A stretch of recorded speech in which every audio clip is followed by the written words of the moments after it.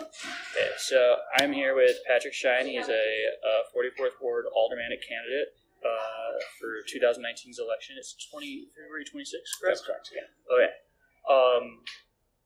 So, just to establish, Patrick and I have not actually met up until now. I got introduced to him from my friend Kevin Blair, and we're just going to have a conversation about his aspirations to become the 44th Ward Alderman.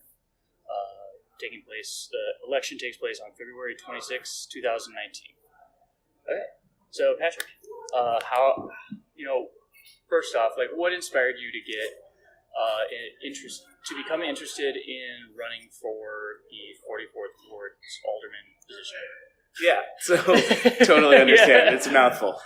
So originally I moved to Chicago and was studying for the bar exam and got a job working at Wrigley Field, managing their new park at Wrigley, the bars that were out there. Oh, wow.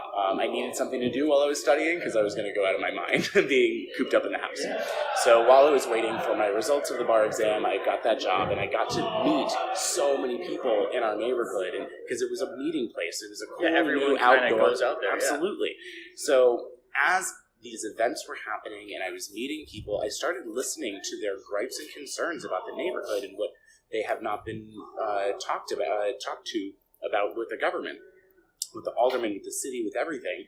And because I'm an attorney, or I expressed that I was an attorney, they felt like I was a venting ground for them. So it's like kind of is this legal? Or exactly. How does this actually work? I can't believe this happens. Is this supposed to happen? And I was like, okay. That makes sense because you have the background to be like, well, this is actually how the law reads. Absolutely. Yeah. And I worked in municipalities in the past when I was in law school. So I then came home to my husband and I was like, well, this is weird. So I'm going to start going to these meetings, which I plan to anyway, because this is going to be our home. We're not moving. We're not leaving. I want to know what's going on in my neighborhood. And how long have you been a homeowner in the 44th Ward? I haven't been a homeowner. Okay. One, because the taxes are too high, but we'll get there later. Okay, absolutely. We rent right next to Wrigley Field, right behind our common. We've been here for about 2 years, and a little over 2 years.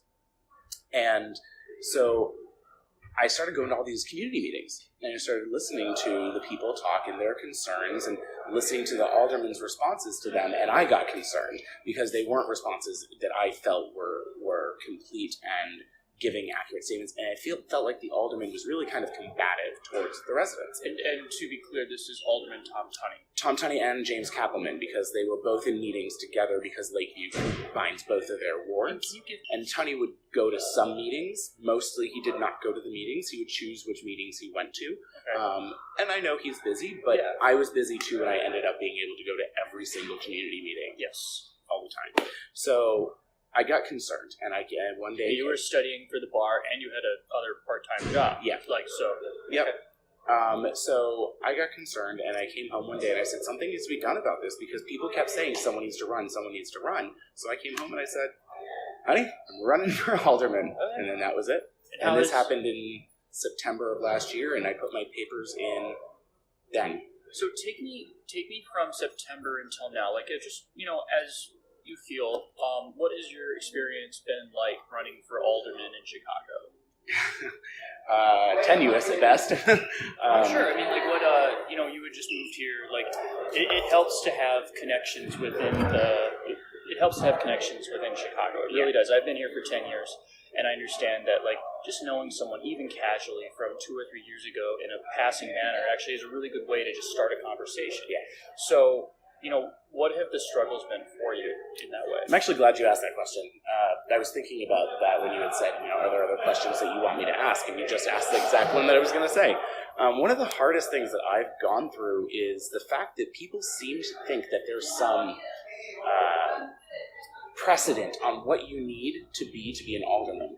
In statute, you really only need to be an alderman to live here a year. That's and I qualify. No other requirements. Yep. So, but the fact that on social media and when I've talked to people, their requirements, the popular requirements, are that you've lived here your entire life. You have laid roots in a community. You own a business in the community. You have something to do with the community. Those have gotten me a lot of pushback because I'm new to the neighborhood. Okay. And my response to that always is, don't you want someone who cares, regardless of whether they lived here for years and years and years? I don't care about the connections. I care about my community. Yeah. And connections are a double-edged sword. I hear all the time, are you the Cubs candidate? Well, if I had connections with the Cubs, that would be a struggle for me, but I don't. And it's curious that they're asking you if you are the Cubs candidate, considering you actually worked for the Cubs. Absolutely, I worked for Levy, they're Levy the security. The restaurant management. So they do all operations, ballpark operations, and then they're contracted by the Cubs. So I was never on Cubs payroll. But that's here or there, like that's a paper issue, right? Absolutely. I mean, like you were in and around Cubs. But it's an important one. It's an important one because the reason being, ever since I can remember coming here, I had talked to multiple people in the front office. I'm friends with a lot of people in the front office because I saw them every day at the field. But there's no business connection between us. But I knew that they were looking for someone to run against Tom Tunney. That was a overarching theme, and the community knows it. And can you give me some background on why you believe that to be true? Well, they've told me. Yeah. I mean, I've had, and I won't name names in the front office, Absolutely. but I can tell you 100% that they have said, Tom Tunney doesn't like us. They give us, not that they have animosity towards him, but they feel that Tom Tunney has made it very, very, very hard for them to do things and make it very tenuous for them to get the licenses that they need and make them jump through hoops that he hasn't made other businesses in the area jump through. How do you feel that you would offer how do you feel like you would help them, but then also help the 44th Ward? So my concern is not the Cubs. The Cubs have gotten what they wanted. They will always get what they want. I will fight against that. I don't think that the development needs to continue. This does not need to, as my community members say, this does not need to be Rickettsville. This needs to be the 44th Ward. And this is kind of alluding to the fact that within the past, 2 to 3 years, we've actually seen a very vast change within the Wrigleyville Center, and that includes the destruction of the McDonald's at that time and the parking lot around it. The donut shop across the street. Yeah, I mean, and these things are. I do believe that some of the things, as a resident, I think that those improvements that they've made over there have been good. It's interesting to discover that the Ricketts want to continue with this type of expansion plan within the 44th Ward. And I mean, I know as a resident, I'm uncertain as to what those plans are and what we would need to be concerned about as residents. But I can tell you that our residents are concerned about listening to them at these meetings. They want the aesthetic of the 44th Ward of Lakeview to stay that. Every time I was at a meeting, I was at a Southport Neighbors meeting, and there was a developer that wanted to destroy a building across the street from Wrigley on Patterson. And he wanted to break down this building and build this brand new, very clean, modern building. But they wanted to go up another story or two to raise the skyline up a little bit, and because they wanted to maximize their potential profit. The skyline really does add a lot to the set. It does. So the residents do not want continual sky rises. We're not downtown. If people want sky rises, they need to go downtown. And so they want the aesthetic, the brick, the old-looking homes, and they don't want the new. Yeah, the continual expansion of what does actually look quite nice within Wrigleyville, but it does not. Your opinion is that this does not need to continue within the ward. My opinion is that we do not need massive corporate expansion in the ward. And so let's get back to the timeline between September when you decided to run and now. So one big challenge was convincing people that you were qualified to run for this. Did you face anything else? No, honestly not.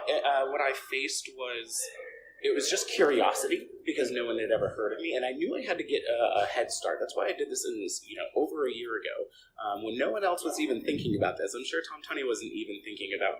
People had questioned every day if Tom was even going to run again, or pass it off to his chief of staff or whoever. So my biggest challenge was just letting people know who I am and that I am here to care about them. So I was not concerned with the fact that they thought I was new. Yeah, it was a hurdle, but I'm so passionate about this that it was just, if they met me and they talked to me, they'd see it. Absolutely. I understand. So, moving forward, should you be elected to alderman, what is your broad vision for the 44th Ward? Awesome question. So I studied, and I'm going to give you a little background about this, and I'll be quick about it. So I actually studied the 44th Ward in my undergraduate at University of Central Florida in Orlando. Really? Really. So you studied it from the did you ever even come here, or was it just like... No, it was in my textbooks. Really? It was in my textbooks. Yeah, okay. So I learned about this gentleman named Dick Simpson. Tell me about Dick Simpson. Dick Simpson is one of the most incredible people that ever hit the the City Council of Chicago. He was the alderman of the 44th Ward back in the 70s. He served for 2 terms and then decided to leave. He is now, I believe, he's the head of the political science department at UIC. Oh wow! Yeah, I'm pretty sure he's the head. Don't quote me on that. But he's in the UIC department. He's a professor at the very minimum. He's written studies. What he did was he turned the 44th Ward into a pure democracy. He was the father of the progressive movement in Chicago. Mm-hmm. He literally said, and this is exactly my belief, I am not going to vote based on what I want. I'm going to vote based on what my community wants. We are going to have continual conversations about what their beliefs are. I'm going to bring to them what I have to vote on, and then we're going to have a conversation, and that's how I'm going to vote. I take that one step further. I'm only one of 35,000-ish registered voters in the 44th Ward. If I get elected, when I get elected, I will be just one of those votes, and I will be lucky enough to represent the rest of those votes. So my vote is just one. I don't have a majority vote. I take it to my community. What my community wants, I bring. That is a democratic process. Now, do you plan to do this in a sort of measured, metrics-based way, or is it kind of like you will be always having a conversation with the residents and based upon your best understanding of the general consensus, you will make decisions based best on understanding that? And metrics. I'm going to have, within the first 30 days of getting elected, I'm going to institute, through someone who has a technology background, because I do not, on my website, every single thing that has to be voted on in City Council, or a decision that needs to be made inside the 44th Ward will be put on my website, and people can vote on it. They can vote, they can comment, they can do whatever they need to do to keep that conversation going, so I know what they're thinking, and that I don't just guess or make my own determinations. And then we'll have multiple town hall meetings a month. My job is to represent them, so I want to bring them into the conversation. Yeah, because alderman isn't technically just like, I show up to a few meetings. It's not a charity board. It's actually a paid position. You are not the CEO of a company. You are not the president. You are not the face. You are a servant. And that's what a lot of I would venture to say all of our aldermen have lost. They've lost the fact that they are not above our neighbors, they're below them. They need to be the ones holding our neighbors up and giving them the voice, not being the voice. So that's my big plan. Now, for more technical issues, how do you see? Because one of the problems that a lot of political candidates will run into when they, want to take more of a representational view of like how they're going to vote, is some technical issues, and so driving around Cubs Stadium. That might, it's New York has implemented this, I think, in a few places where they just are, there may be a road, but there's no longer any cars allowed on it, and it allows for pedestrian access. What that does, it does quite a few things, and so like putting it to a simple yes or no vote can sometimes be a little reductive. Now, how do you think you would respond to a challenge like that? Because like while for I would say 95% of the issues that you're going to run into as an alderman, I would imagine that this system works well, but where we get kind of into a larger, broader scale change, and that's just an example. It's not whether or not that even comes up is irrelevant. But like, how do you think you would handle something like that? Well, that's just the reason the comments need to happen. So it's not just going to be here's the issue, vote yes or no. It'll be vote yes or no and tell me why. If you have an opinion other than yes or no, and then that's where the town hall meetings come in. We sit down, we have a conversation, we talk about it in person. I'm there to take the beatings, because that's what the alderman does. This is a pothole job, as my campaign manager says all the time, and a lot of aldermen get into it not understanding that. We deal with potholes, we deal with street issues, we deal with closures, we deal with licenses. We deal with a lot of things that a lot of higher up political positions, governors, things like that, don't have to deal with. So we have to take the beatings. We are there to listen to every single thing that the residents say. And one of the reasons I got into this is because no one was listening to them. They wouldn't take the calls. They wouldn't return the calls. I myself have called the alderman probably 3 or 4 times before I started the race. I've emailed a few times. I've tried to get in just to help, just to say, hey, I want to help. Let me do something. Nothing. Got no response. And that's the same thing with our residents. We've had people, my next door neighbor has gone into the office multiple times and been turned away. Sorry, he's busy. Sorry, he can't do this. I'm going to tell you right now, unless I'm in a top secret meeting, which should never happen, I'm not busy.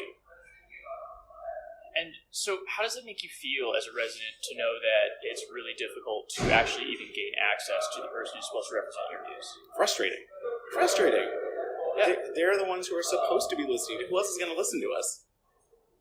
No, I hear it all the time, and it makes me kind of sick. I actually went to, when I first got here, I needed some work done on one of my bags. My bag was falling apart, and I went to a guy, and we had this conversation. I told him I was running, I don't know how we got into it, and he looked at me and said, you have a long road, because when Tom came in here, we had a conversation, and I said to him, Tom, you're acting like you're God of the 44th Ward.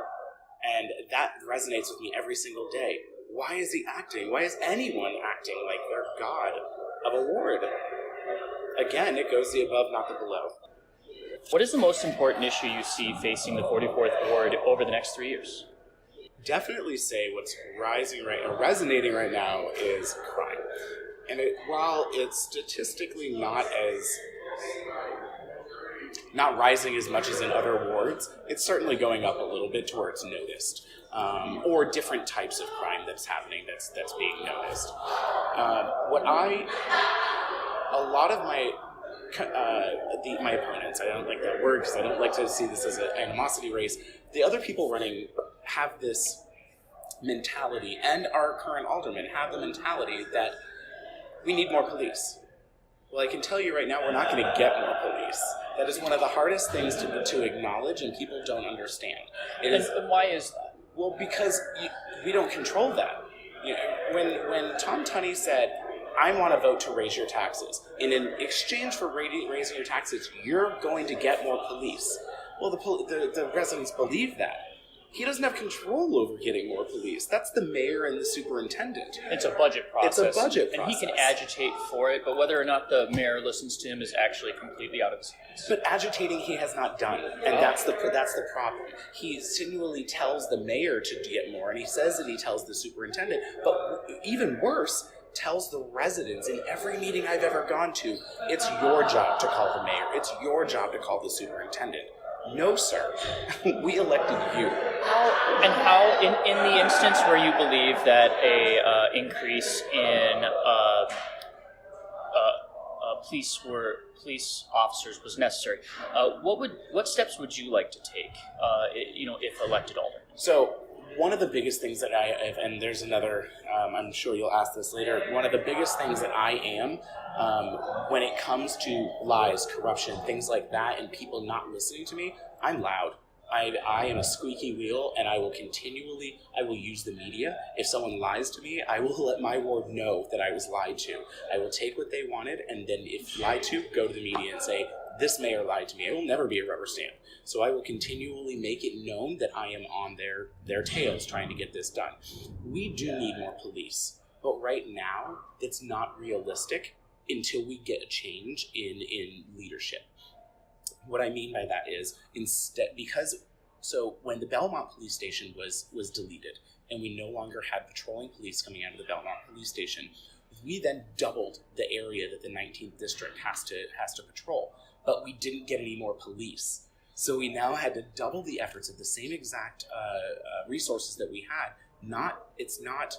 It can't be done. What needs to happen currently is we need a change in police strategy. We need to take the police that we have and train them to do more community policing. We need to train them to get out of their cars, get out on bicycles, go and talk to the people, walk around. I come from a police family. I know what they do in their cars. It's not 360 looking for crime around here. They're playing, from people that I know in my family and friends, playing video poker, they're eating lunch, they're watching movies on iPads. And this is simply just due to, you know what, there's nothing wrong, we're good, Exactly. This is reasonable behavior, it's just that this is actually not maybe the best way to police a community, is the argument that you're making. Yes. However, I spoke to, every single time I walk by a police officer who's driving, I make sure I wave. And I do this for one thing, because I want to know if they see me.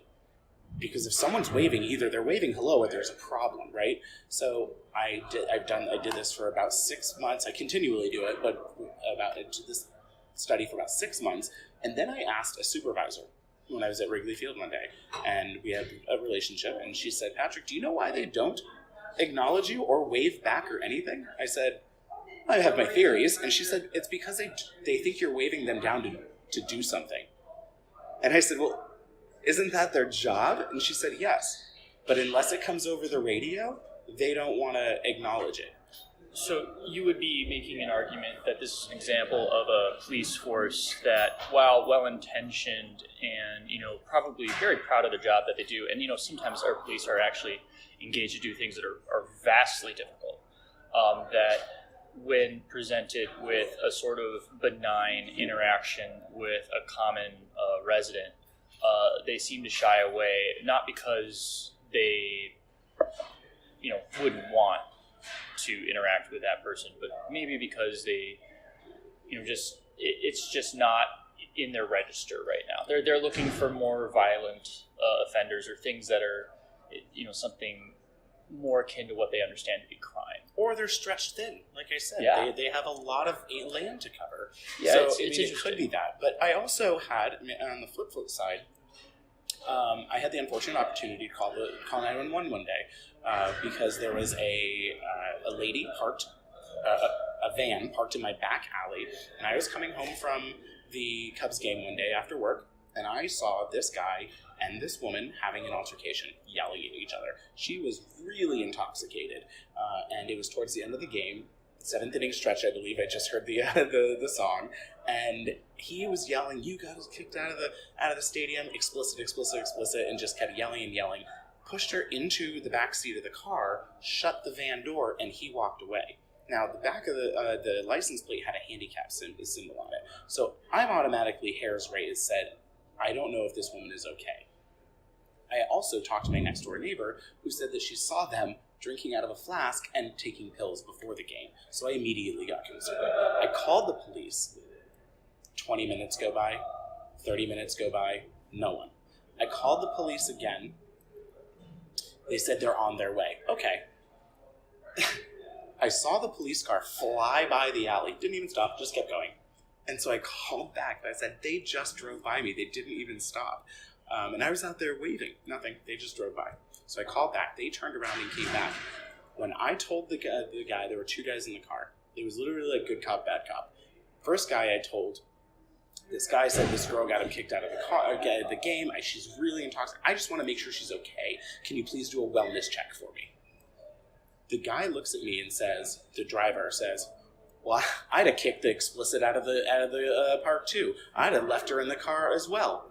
And I was like, not needed. I just need you to. And the guy in the passenger side said, let's go take a look. We're just going to see if she's okay. I said, okay, help me. So they go and they see if she's okay. Apparently she just had surgery. That's why she wasn't feeling well, along with the intoxication, whatever. They left her there. They said she was okay, and then they went on along their business. But the point I'm making is, why is that one police officer making it seem that I am agitating him, that I asked him to do his job, and that he felt like it was his position to impose his personal opinion on whether or not this woman should be assisted or not. Yeah, and I think it's pretty safe to assume that as a public servant, you should serve the public. Yeah. So what is the most important issue you're seeing Chicago as a city face? And what do you, over the next 3 years, what do you think you would want to push? Money. So much money that is being... And you're speaking to the debt that the city carries. Debt, everything. The misallocation of money. It's such a shadow process. The way that Chicago's money is moved around and what gets paid and what's not. And I think that the budget needs to be overhauled. And I think that the aldermen need to recognize their limitations. I am not a financial expert. I know a little bit. I know the finance law. I'm not a financial expert. What we need to understand is we need to go find an outside financial expert, a municipal financial expert like UIC and their municipal finance department, who has specialty PhDs and master's people that do this, and bring them in and have them help us with that. But no, they don't want to recognize that they don't know something. That needs to be changed. We need someone else to come in and look at this.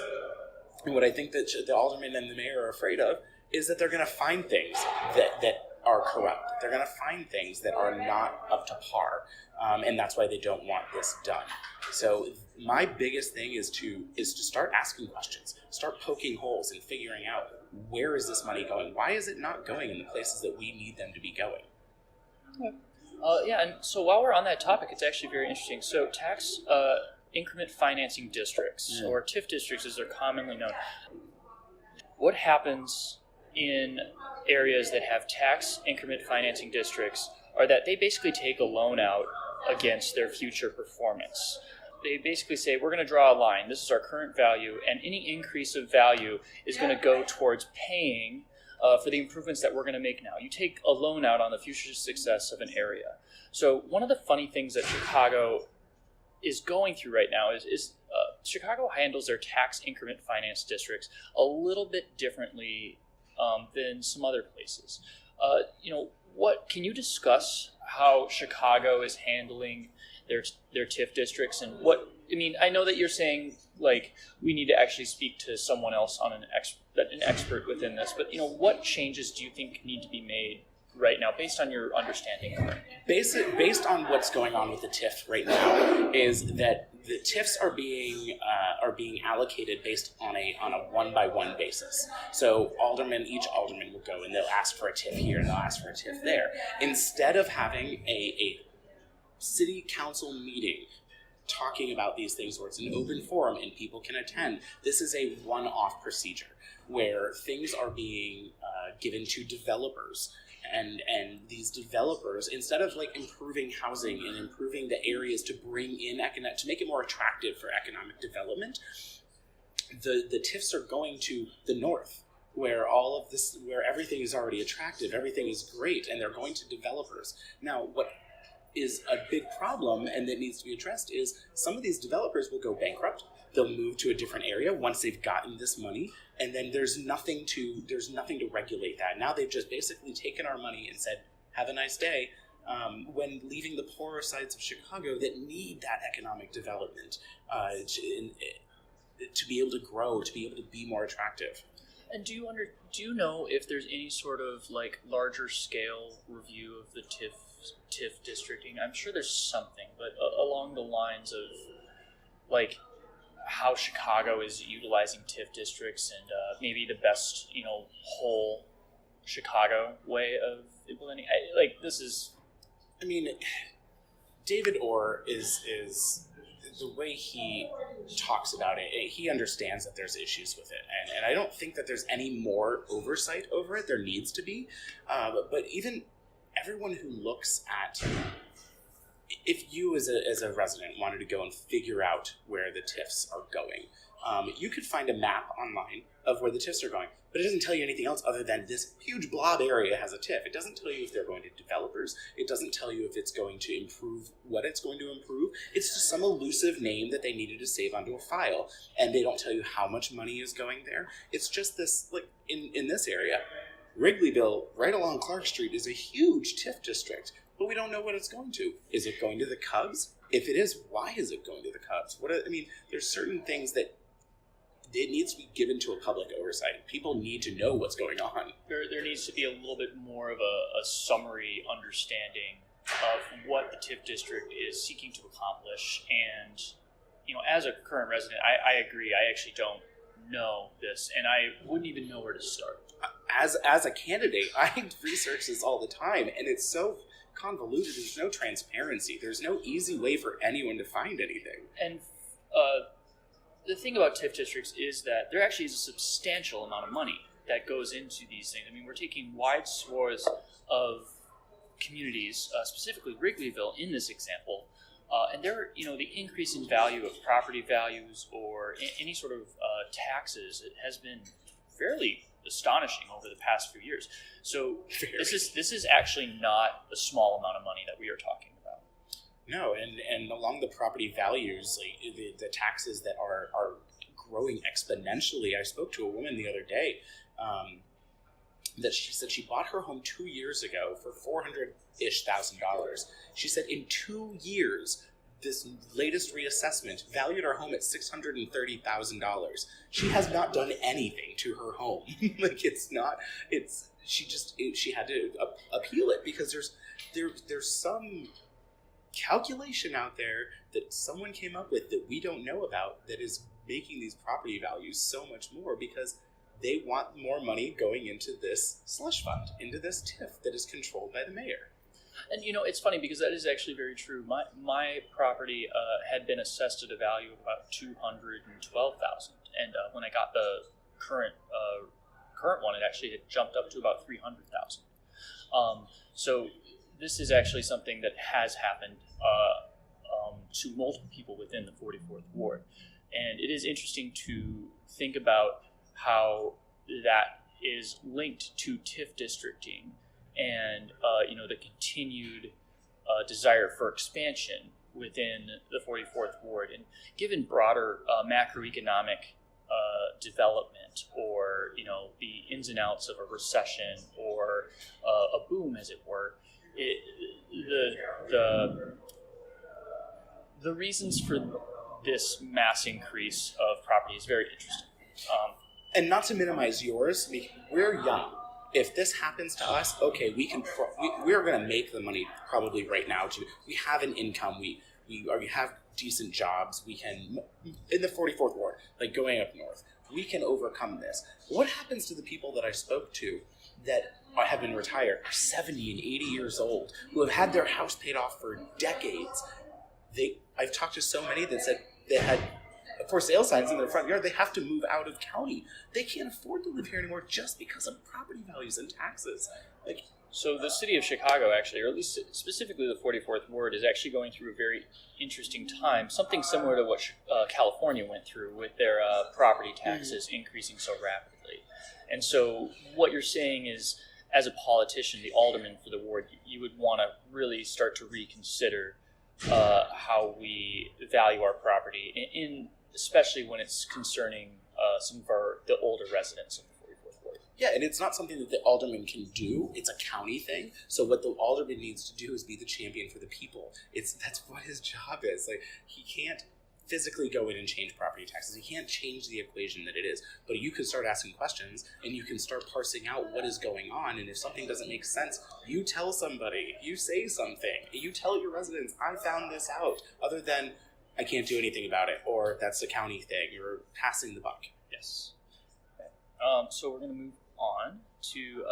So can you explain to me how menu money works and how you plan to utilize these funds to best serve my needs as a homeowner in the 44th Ward? So menu money is an interesting concept.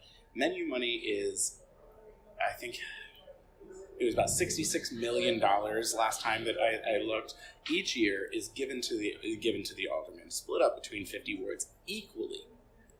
It's about $1.32 million. And so is this like a slush fund that you get to allocate as you Whatever see you fit? want. Okay. But it's mainly for infrastructure, streets, light poles, things like that. Things that are going to improve the vitality of moving around the ward and the safety of the ward in a transportation sort of thing. And so is this money equal for even the 44th ward gets the same as any ward within the city? Any ward within the city, and that's the problem.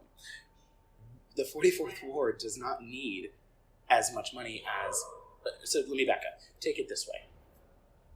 And this is a global understanding of Chicago opinion that you were expressing. This is yes. So all of the wards are about equal in population. That's how they break up the wards. So that's when they do the wards and the districts, they do it based on population. They're not the same in land size, but TIFs have nothing to do with, or I'm sorry, not TIFs. Menu money has nothing to do with population. It has to do with the land because it's doing streets, alleys. So the 44th ward does not have as large of an alley structure as some of the southern districts or southern wards or the western wards. So us getting the same amount of money, they're not being able to do. We have forget what the percentage is, 80-something percent of we can do about 88% of what we need done in this ward with our money. Whereas you go to larger wards and they can do probably 14%, 15% of what needs to be done with the money that they need because they don't get as much money, but they have much more dilapidated streets, much more sewers that need to be restructured, power lines, street lights. So your argument might be more akin to, instead of allocating money based on the population centers of a ward, it might be more equitable to portion it based upon the infrastructure that needs to be repaired or maintained. I think that in order for menu money to work the way it should work, there needs to be a bidding process. There needs to be a process to where the alderman says every single year, this is the infrastructure that needs to be done in my ward, and they submit it.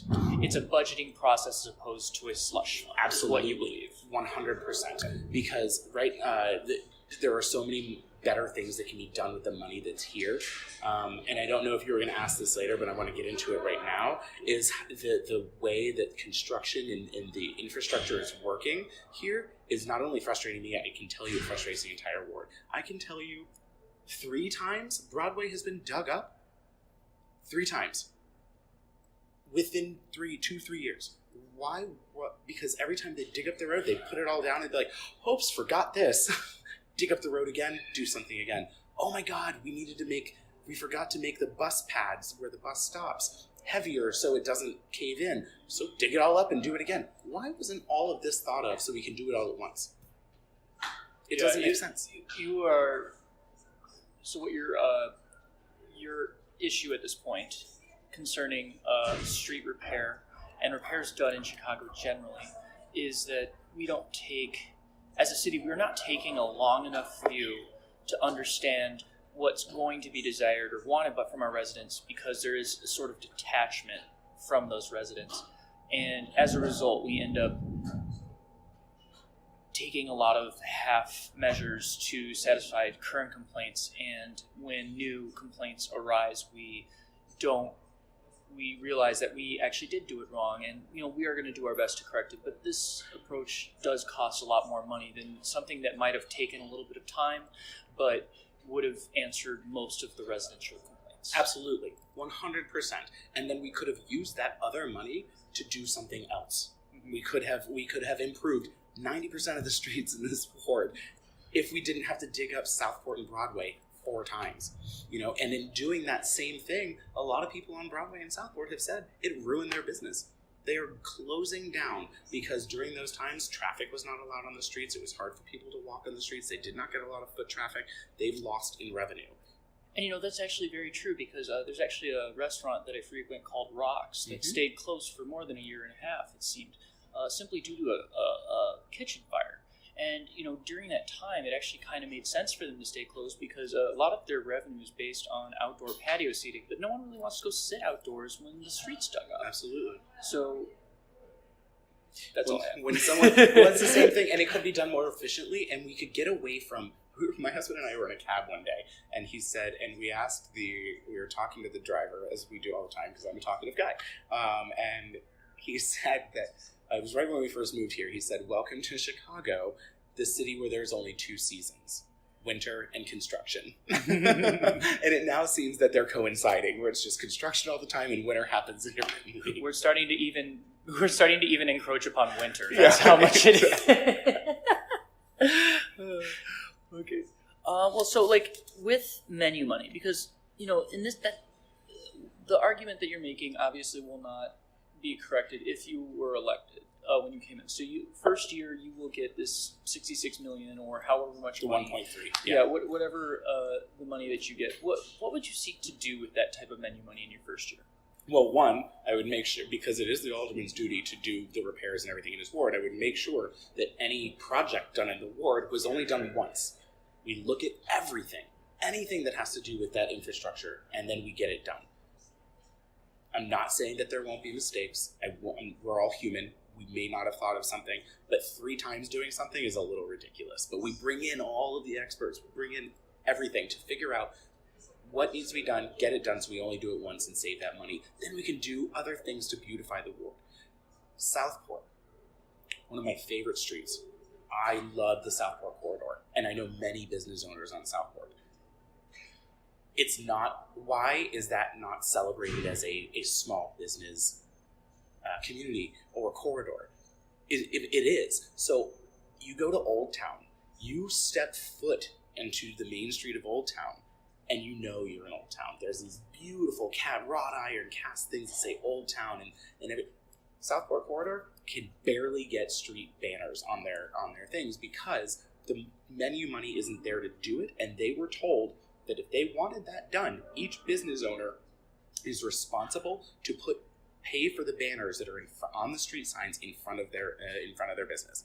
Do you know if is that something that's done within the Boys Town corridor? Because there's actually quite a bit of buildup around Boys Town, and it's interesting because one of the things that makes our current alderman so unique is that he is an openly gay man. He's one of the first aldermen to serve. He's the first openly gay alderman to serve in Chicago. Yeah, and so it is interesting to say that there's difficulty within the Southport corridor to actually establish themselves as a very unique and vibrant area. One of the best steakhouses in Chicago is there. The Music Box Theater and has some amazing nights, some amazing film. Music Box is on Southport. It is on Southport. Yeah. Oh, I thought you were saying Boys Town. Oh, no. Just making the comparison of when you're in Boys Town, you're in Boys Town. And it's not to say that you shouldn't, because Boys Town is a wonderful, unique area within the city. However, it is interesting because Southport Corridor is also very unique and has some wonderful, wonderful opportunities there. And so the fact that they're struggling to get the type of support from their aldermen is curious to me. It is curious. So one of the coolest things, and I say this with hilarity and also it's sort of bittersweet for me when I say this. Southport, or the Lakeview, the 44th Ward, has 4 very distinct and separate communities. You have Lakeshore Drive. Lakeshore Drive is very separate than Broadway and Halsted. North Halsted and Broadway, that's Boys Town, and it's known as that. Then you have Clark Street. Clark Street is Wrigleyville. Then you have Southport. Southport's the Southport corridor. Very often I've talked to people and they don't cross. So the people who live on Southport don't shop or do anything on Clark. I mean, they're going to the bars or even go to Broadway. A lot of them, so they don't intermingle each other. So what I say is we have a very eclectic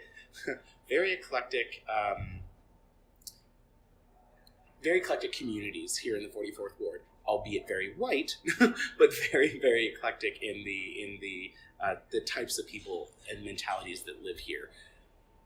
Boys Town, North Halsted, as you see, they have the Legacy Walk. You know you're on North Halsted. You know you're in Boys Town because there's a Legacy Walk. There are these things that say look where you are. These beautiful rainbow flags. They take care of themselves. I will say right now that I am very happy that Tom Tunney was the champion for the LGBTQ community. Very happy that he helped establish the Center on Halsted and continues to champion for the rights of the gay community. That's not what I'm here to fight for. He has got my vote on that. But there's more. There's so much more to the 44th Ward than championing for the rights of the LGBTQ community. And that's what needs to happen. You know, I've been told a few times, it's kind of unnerving. They're like, "Oh, you're another gay candidate. Are you just going to champion for Boys Town?" Or another one that I've gotten on social media is, does he know that there's more than just Boys Town in Lakeview? Which is funny because I don't frequent Boys Town that often. There's so much more to do than just Boys Town. So, and I think that they got that impression from Tom Tunney over the years that he's just championing for Boys Town and the bars on Clark. So it is an interesting concept that as a gay man, you can't sometimes be perceived as having knowledge about the further ward simply because you're gay. And the fact that you actually frequent those areas more often than you even frequent Boys Town is something that, people can't tell about you. Some, not all. So, I mean, yeah, obviously we have close personal friends or people that know us that understand that we're not making things up. So on the topic and cut, so I'm going to talk about something that's kind of divisive. Please do. So while you are on the topic, we are actually having this interview at the Center on Halsted. Currently we're on the second floor. Center on Halsted actually gets a lot of political attention within the 44th Ward and more broadly within the gay community for bringing a lot of positive and entertainment positive programs, a lot of community services specifically related to the gay community.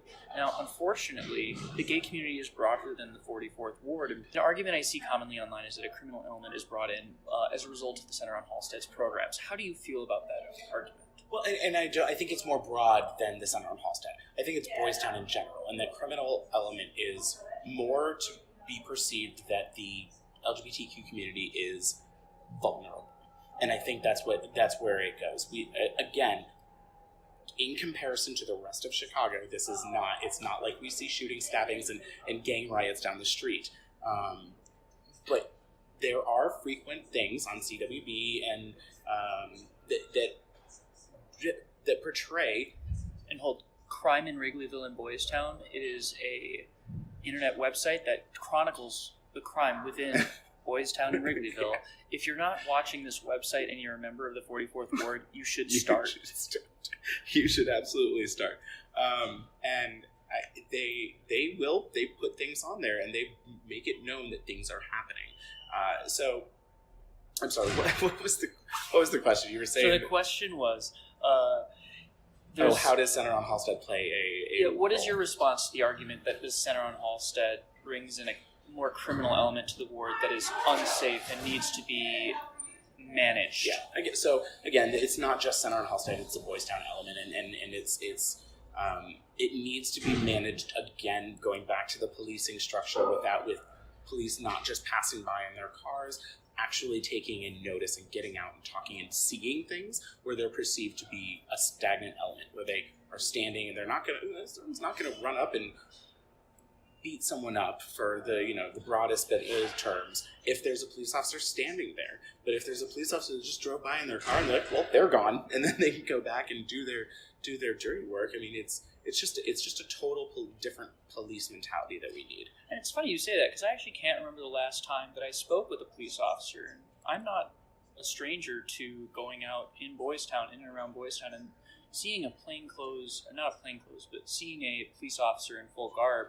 I would only feel awkward simply because I'm not used to it. Mm-hmm. And so, if I'm understanding your argument, you feel safer. Well, Maybe. Okay. Let's stick with the awkward. Yeah. So, I mean, the argument that you're making is that bringing more visual attention to our police officers by having them, walk around within the ward, specifically in Boys Town, would actually bring a level of security that I'm not used to, but would appreciate. Yeah, so I say this a lot, and this also goes to Southport because we've had numerous criminal criminal activity on Southport, mainly robbings, Tuco and Blondie, the gunpoint robbery that happened a month or so ago, Uncle Dan's Outfitters that is there, robbed 3 times in the same couple weeks. In the same couple weeks, was it by the same? Well, yeah, we were assuming it's by the same people, and it was the Canada Goose jackets. They would run in, grab the entire rack of Canada Goose jackets, run out, and just go. But the police don't take that into consideration as a pattern and aren't doing anything more about it. So one of the things that I always say, and I've told my father, who was a police officer in Florida, we had this conversation, and we came to a plan to why don't police? There's usually 2 to a patrol car, at least in the north. Park your patrol car, get out and walk a block or 2. Now you have 3 police officers. I say 3 because there's a police car there. No one knows where that police officer is, whether they're a foot away, 10 feet away. So you have a free officer that you're not paying on payroll that is sitting there. And then you have 2 other police officers walking. Now, they are not far away from their car to where they can't jump into that car and head to a call. Yeah, if they were to get an emergency call, they could get to it within 2 minutes. Yeah. Yep. And so you are now expanding the scope of, rather than having 1 police car with 2 people in it that may or may not be even looking for crime. No accountability. This will create an accountability. Same thing with here in Boys Town. You park the car, you walk around, especially on Friday, Saturday nights. You walk around, say hi to the people, make sure people are okay. The drunken stumbling of a woman who got robbed because she's just walking around. Well, someone should have noticed that. And to bring it back to your example, there's actually an instance where a man left a clearly intoxicated woman in the backseat of a car. And, while that might seem like, well, the woman's fine, she's just drunk and everything. Well, if there's no one necessarily around to watch, studies have shown that crime seems to happen when no one's looking. So we have a inebriated woman in the back of a car. The chance that someone wasn't watching and she ended up being robbed because she was inebriated and incapable of defending herself or getting to a better situation. This is actually the problem with public safety because, when you tried to alert the cops to that situation, it was seen as like, well, she's fine. Well, and it's not that she wasn't fine, it's that she could potentially be not fine. And that's what you were trying to do. Or the perception that I, as a citizen, just called you and asked you to do your job, and you made it feel like I was annoying you. Like you've now created a environment, a personal environment of me saying, well, why should I call the cops? They're not going to do anything, or they're going to be, maybe they won't even show up, maybe they don't care. Like, that should never cross your mind. The protect and serve of all police everywhere in the country should be actual and not a perception. It's funny because, I remember 2 or 3 years ago, I was walking back home from a friend's house and walked by this guy who was beating his car steering wheel, yelling loudly about how he was going to kill someone. And I didn't particularly feel the need to report this because I wouldn't have expected that the police would have done much about it. Now, this isn't to say that this individual went and did anything, but the fact that I wouldn't have felt the need to do that or even to call it out is interesting. It's not, it's here or there as to whether anything happened, but you're making the argument that, we need to get back to more of a see something, say something attitude as a ward. Yeah, and to be acknowledged when we say that something. I was at a community meeting once, and there was a woman who was concerned about drug activity in the park behind her house. And she said that, I called the cops. I've called the cops in one night 7 times. No one ever showed up. Not a single police officer. And the response from the police officer, one of the higher ups, the supervisors in that meeting said, you need to keep calling. Why in the world is 6 and 7 times me calling not enough for someone to come out and figure out what's going on? Yeah, it's very interesting that the argument is that I need to spend 45 minutes of my life as a public person who pays taxes and pays the salary of this individual, multiple people. I need to spend 45 minutes of my time to get what might amount to 5 of yours, and multiple calls, and I have to be stressed out about it. And there's an element of like frivolous calls that I understand that happen within public service, but yeah, there certainly also is a point where it's like, okay, this individual has called more than once. Obviously, this is something that's on their mind. Whether or not we resolve the issue completely to their satisfaction, the fact that they were not addressed as either a homeowner or a renter, because in the end we all share living within the taxpayer in general. And not to No. We should talk about this. Yeah. What is your take as a renter within the ward upon how that is handled? How do I say this? So it's interesting because I am a homeowner and you rent. So how do you see that as a dynamic within the ward? Because I assume that is it. So I think I know where you're going. Yeah, I'm fumbling and through it. let me know if I might have to ask the question Absolutely. again. But. So I don't see myself, and this may be different, and I know this is different from a lot of other people, I don't see myself as being any different than a homeowner, because we've been in the same place for 2 years, and until we can afford to buy a home in this ward, we're going to continually be in the same place. One, because I hate moving. But two, but there is a huge difference in homeowners versus residents. We have a massive transient community. We do. From Clark to Broadway. Like that right there, no one...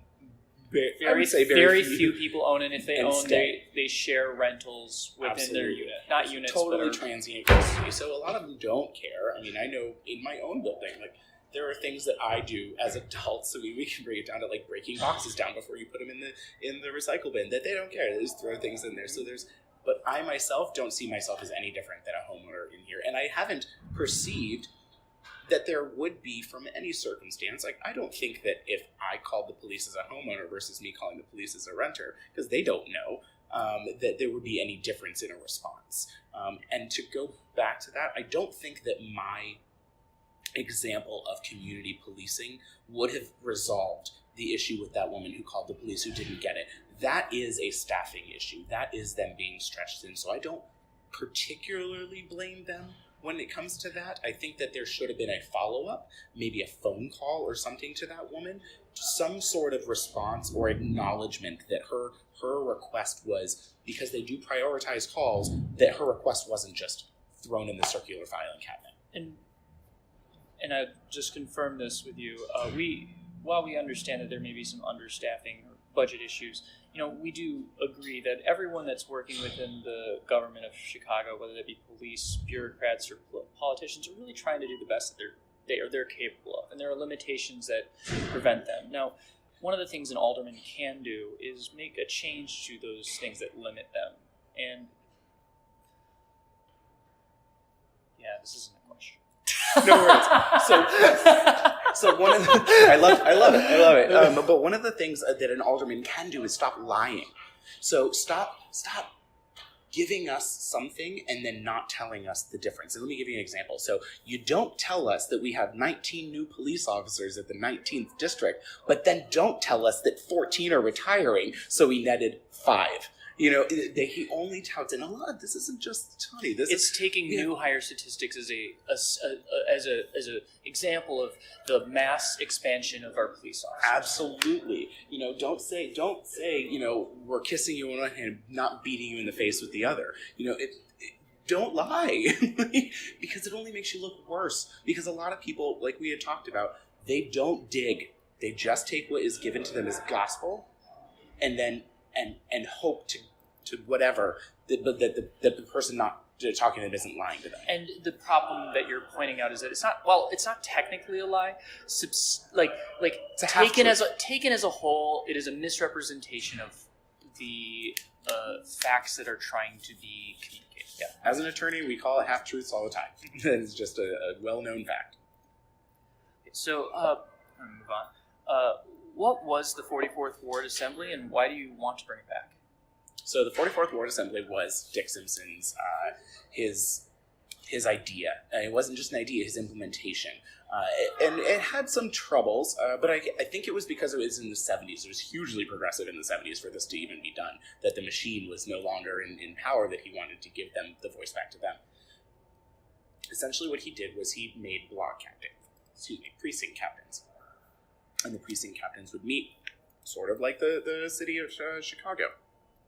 All 44 precincts would meet, and they would come together and have a conversation. The precinct captains were in charge of talking to their precincts about what they wanted, and then they came and discussed what was going on. So instead of just an open community forum, they would come in and it would have an actual structured.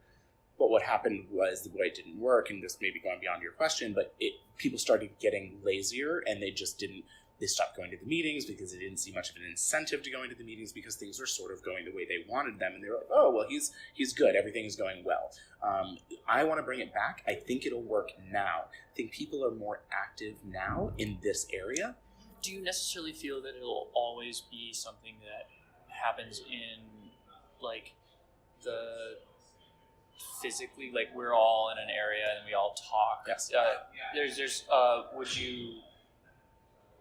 I'm curious, because with the advent of technology, something that, would there be any options for using like a Facebook or a Twitter or some other technological... It would be my website, like I had said. There would be some sort of community forum. You don't have to come to meetings. If you wanted to expand upon, or you really were passionate about something that you couldn't convey just in an online forum, which I will have on my website, you could come and we could have this discussion further. Now, I just got a question on my Facebook the other day about how I would implement this and whether it would mean the taking down of the neighborhood associations or the community groups like Southport Neighbors, like Lakeview, LVCC is a broader forum.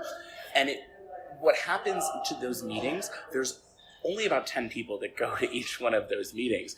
And it seems the mentality is that those 10 people govern the ward. And that needs to be taken apart. I'm not saying they don't do a good job. I love my community meetings. I love going to them. But 10 people going to every single one of those meetings does not equate to the 35,000 voters that we have in this ward. They're not a representative sample of our ward. They're only a representative sample of the people who have the ability to go to those meetings, that have the care to go to those meetings, because some people are like, well, they're not listening to us anyway. What is the point of me going? My husband stopped going to the meetings for a while because he got really frustrated with the fact that no one was listening, and that I would stand up and confront Tom Tunney, and I would confront the people who were not doing what we wanted them to do, and no one cared. And it would still get, in the prime example where this gentleman was going, what prompted this conversation was the car to go, the new car to go thing. They promised us that this would not be in the 44th Ward. They stood... Kappelman and Tom Tunney looked to our faces and said, 44th Ward is off limits. 44th Ward, the car to go cannot park here. I have had 2 car to goes on my street for the past 2 months. They have not moved. They have sat there. They've taken up a parking spot. While it isn't the hugest issue right now because the Cubs aren't playing, if the Cubs were playing, that's a big deal. It is a big deal. It's funny because I actually worked for 9 years at a company called Camping World out in the suburbs, and I can tell you very honestly that there's nothing more frustrating than driving an hour back home and having to spend an additional 10 minutes looking for parking. 10? That's minimum. Oh, yeah. I mean, I've spent half an hour. Like, I've actually purchased a small 2-seater car because it makes my life a lot easier to make that type of a commute. So... It's very interesting to find out that Tom Tunney promised at one point in time to prevent car-to-goes from entering our ward, and especially considering our parking problems, they did end up showing up. They're everywhere, and it's just what we need is not someone who's, because it's easier for a politician to promise you something to your face when something is in the forefront, but then And we More don't to, like, that. we understand that it's reasonable that there may have been things coming up that necessitated that change. However, was this a public discussion, or was this a decision made unilaterally by an alderman who doesn't feel responsible to the members of his ward? Yeah, and the change was never communicated. The change of this is actually going to happen in our ward, was never communicated to us. Oh, so literally you just saw a car to go and you were like... On my street, I was like, wait, what is that doing here? We were promised that it wasn't. And so called Alderman, nothing. Couldn't get a response. My neighbor called the Alderman, couldn't get a response. Would you like to hear that story? What happened with the car to go service? I'd like to hear every story. Yes. Every story of whatever is happening in here, they need to explain it. Okay. Why does Chicago not elect its school board? Why do you think we should change this? This is theories, but an elected school board. So the official reason on why the mayor says, or the current political beings say that an elected school board is not the best way to go is because it makes it sort of like judges, like the Supreme Court. It makes them a political thing. Like people are. The reason they get in is for politics, and therefore, my counter argument to that is, if they're appointed, they're only accountable to the mayor.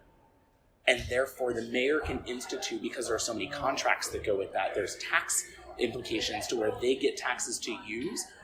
They need to be they need to be accountable to the public, because if they're not using the money in a way that is efficient and economical for the schools, our schools are suffering. And do you have any examples of where you believe the school board has acted against the best interests of the community, possibly related to the fact that they're only accountable to the mayor? Absolutely. Magic Sodexo. Magic Sodexo is owned by Magic Johnson, and he made a very large donation to the mayor in order to gain the contract to clean Chicago public schools. And did they eventually achieve that contract? Yeah. Our Chicago public schools are not clean. Our Chicago public schools are infested with rats. They're leaking. They don't have. They're riddled with problems that should have been solved by this millions of dollars that they got for this contract. That is an example.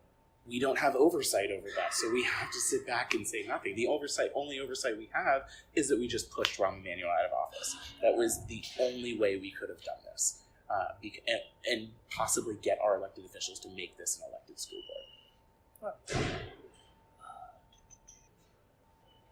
So, what type of support will you be looking to give the leaders on the ground, at our schools? These are the teachers, the principals, in our public schools. Like, what type of support as Alderman of the 44th Ward are you looking to give them? So, first of all, we need to, again, hitting on the same point, we need to figure out the budget. We need to give them a decent portion. We need to give them their requisite amount that they need, because public schools are they're disproportionate in the funding that they get, depending on where they are in the political spectrum and who runs them. So they need to make sure that we need to take it on a school-by-school basis. It's going to be a difficult process, but we need to start asking the schools what they want instead of just telling them what they're going to get. Blaine and Nettlehorst are very great schools, and they're one of the top 10 in the entire city. But there's different schools in the southern part that they're definitely not getting the resources that they need. So we just need to sort of ask them what they want and figure out what their needs are, as opposed to their wants. For instance, part of the money that was given to the 44th Ward, a very large portion of the money went to creating a playground for one of the schools. Hundreds of thousands of dollars for one playground for one school, when we could have been doing so much more for that around the ward, or be helping other schools do it. So if the money that's going to Blaine is just adding or making new shiny things, then we need to take that, we need to say, okay, you've got 2017 computers, you don't need 2018 computers. Let's go and help another school. Let's make sure that they've done it in other municipalities to where they don't just do. They don't split up the money. So I heard it very interestingly on a podcast. I think it was Pod Save America. And they said it's sort of like going to dinner and splitting the bill. They've used a Friends example. You go to dinner with your friends, and Phoebe and Rachel were eating, but they couldn't afford to eat very much. So they got like a side salad. Whereas Ross and Chandler, they had good jobs and they can afford a steak dinner with lobster and everything. Well, at the end of dinner, they said, how are we going to split up the check? And Ross was like, oh, equally. Well, that's not how that works. Phoebe and Rachel could not afford to be able to do that. So if they're going to be forced to pay or given the same amount of money as the people that can afford it, that's disproportionate to what needs to happen. We need to take a look at it and not give equal money to every school in Chicago and say, you don't need that much. Other schools need it. Blaine does a really good job of fundraising. The Cubs give Blaine a lot of money to fundraise towards their efforts of schools. They don't need as much money from the city as southern schools and western schools do. So we need to take a hard look at what is actually needed in these schools to improve our education